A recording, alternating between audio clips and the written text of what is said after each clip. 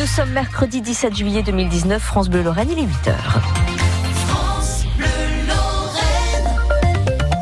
Mathieu Barbier, Emmanuel Macron tourne vite la page de François de Rugy. Quelques heures après la démission du ministre de la Transition écologique, le chef de l'État a nommé à sa place Elisabeth Borne. Carole Grandjean, députée En Marche de Nancy, réagit en direct dans ce journal. Dans cette édition également, la confirmation de 600 suppressions de postes d'ici 2025 au CHU de Nancy et du football.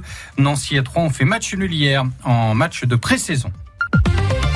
France Bleu Matin. Elisabeth Borne est donc depuis hier la 7e ministre de l'écologie en moins de 7 ans. C'est à se demander si ce portefeuille n'est pas maudit. François de Rugy n'a donc pas résisté à ses dîners fastueux et son rapport trouble à l'impôt. En direct dans ce journal, Carole Grandjean, bonjour.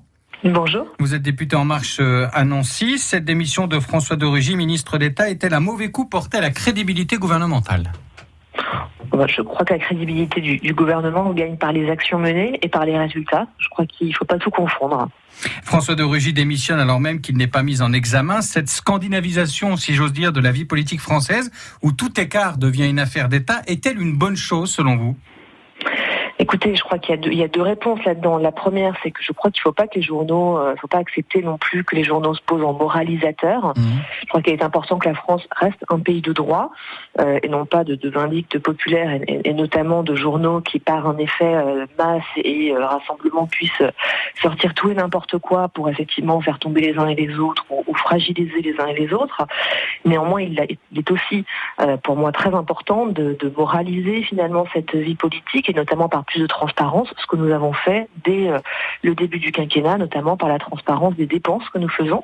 Ce n'est qu'un des exemples de ce texte de loi, puisqu'effectivement il est beaucoup plus large, mais je crois que c'est également évidemment important de justifier les dépenses et de l'utilisation qui est faite des pouvoirs qui sont conférés à un mandat. Donc la réponse est double, si vous voulez, à la fois attention à trop de moralisation et notamment de ce que peuvent créer les journaux comme Mediapart, mais en même temps, évidemment, il faut une transparence, une justification des dépenses. On est dans l'utilisation de fonds publics, là, en l'occurrence, et donc nous avons une responsabilité particulière. Un mot sur Elisabeth Borne, la remplaçante de François de Rugy. Elle va cumuler les transports et l'écologie. Ça donne un peu l'impression que l'écologie n'est pas la matrice de toutes les politiques, non ? Écoutez, l'écologie est clairement un ministère qui a aujourd'hui un ministre et deux secrétaires d'État. Elisabeth Borne connaît très bien les sujets de l'écologie, puisqu'elle a été directrice de cabinet du ministre de l'écologie. Pendant un an, celle de Ségolène Royal, oui. Elle a travaillé sur la loi d'orientation des mobilités, puisqu'elle travaille sur les transports, elle connaît très très bien ces sujets.